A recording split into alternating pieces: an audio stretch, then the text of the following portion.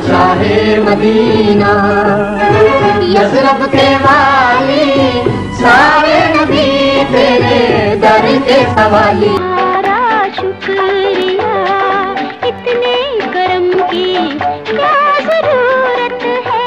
चोर न तेरी चोर बलोचा हानिया, तुम ही तो मेरी दुनिया हो।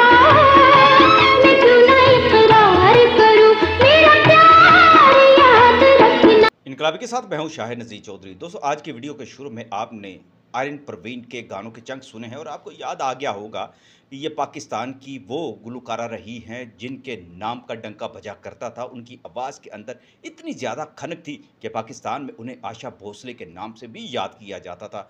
जज्बाती गाने होते, तरबिया गाने होते, मज़ाहिया गाने होते या जैसे भी शोख और संजीदा गाने होते, वो गानों की मलका थी और बड़ी खूबसूरती के साथ मंजे हुए अंदाज में चैलेंज देकर गाया करती थी। उनकी एक फ़िल्म थी नूरे इस्लाम, जिसके अंदर उन्होंने अपनी आवाज़ जो थी इस्तेमाल की थी। और आपको अच्छी तरह याद होगा, आज की वीडियो के शुरू में भी मैंने आपको वो नाते मुबारक सुनाई है जो नूरे इस्लाम में शामिल की गई थी। और इसमें आयरन परवीन की आवाज़ थी, जिसके बाद ये कहा जाता है कि उन्होंने इस्लाम कबूल कर लिया था। क्या वाकई आयरन परवीन ने इस्लाम कबूल कर लिया था? क्रिश्चियन होते हुए भी उन्होंने ये नात पढ़ी थी और उनके दिल पर असर हुआ था। ऐसी बहुत सारी बातें हैं कि क्या वजह थी कि आयरन परवीन फिर पाकिस्तान छोड़ गई, जबकि वो अपने अरूज के दौर में थी और उनके साथ हालात ऐसे क्या पेश आए।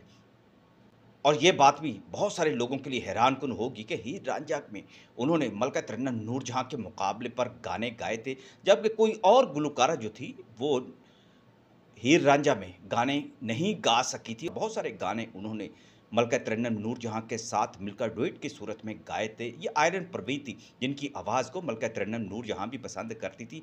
और जितने भी उस वक्त के मेल गुलकार थे, अहमद रुश्दी, मसूद राना, मुजीब आलम, जितने भी गुलकार थे वो सब उनकी आवाज़ को पसंद करते थे।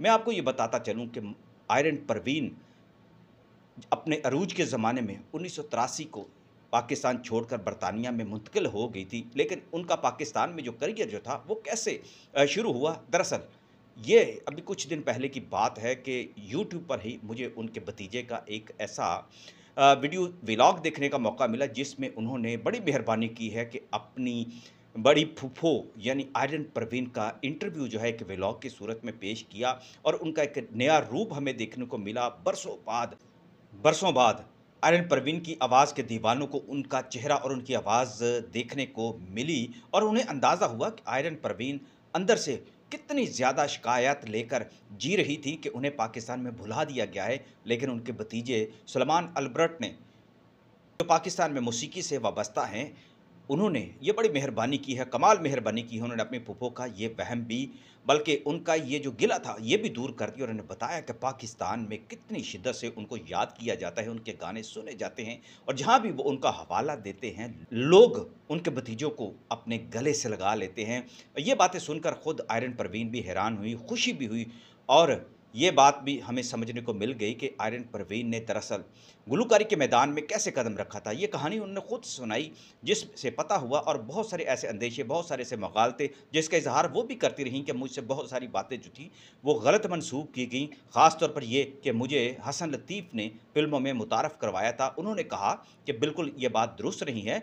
हसन लतीफ़ साहब की एक फ़िल्म में उन्होंने गाने गाए थे, लेकिन हकीकत ये है कि खुर्शीद अनवर ने उन्हें गाने का मौका दिया, उनकी आवाज़ सुनी थी। रेडियो पर उनके वालिद दरअसल उन्हें गाने का मौका दिया करते थे, वहीं से उनकी आवाज़ जो थी चमकी। मुख्तलिफ़ तकरीबात में वो उनको लेकर जाया करते थे। बचपन में उन्हें गाता हुआ देख कर, ख़ास तौर पर नूरे इस्लाम में जब वो कोर्स की सूरत में गा रही थी, तो उनकी आवाज़ ने उन्हें इतना मुतासर किया उस दौर में। फिर खुर्शीद अनवर ने ही उन्हें यह मौका दिया कि वो फ़िल्मों के गाने गाएँ और इसका उन्होंने ख़ुद एतराफ़ किया है। उन्होंने कहा कि मेरे बारे में और भी बहुत सारी ऐसी बातें की गई हैं। उनके भतीजे सलमान का ये व्लॉग देखने के बाद ये अंदाज़ा हुआ, जैसा कि बहुत सारे सीनियर्स भी ये कहा करते थे कि आयरन परवीन ने इस्लाम कबूल नहीं किया था। ये भी एक मगालते की बात है। ये कहा जाता है कि उन्हें दिल बर्दाश्त करके पाकिस्तान से जाने पर मजबूर कर दिया गया था और वहाँ बरतानिया में वो फिर कसम पुरसी की हालत में ज़िंदगी गुजारती रहीं। लेकिन ये व्लॉग देखने के बाद दोस्तों अंदाज़ा हुआ कि 83 में वो शादी के बाद जब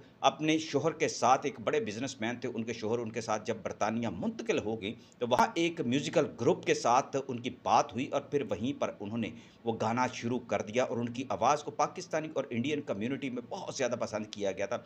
बड़ी अच्छी ज़िंदगी वो बरतानिया में गुजार रही हैं आयरन परवीन। उनसे जब उनके भतीजे ने ये बात पूछी कि क्या पुप्पो आपको पता है कि पाकिस्तान में ये कहा जाता है, बल्कि इंडिया में भी ये बात मशहूर है कि पाकिस्तान में एक ऐसी गुलकारा है जो आशा भोसले जैसी जिनकी आवाज़ है, तो आयरन परवीन ने बड़ी मासूमियत के साथ कहा कि मैंने आज तक ये बात नहीं सुनी।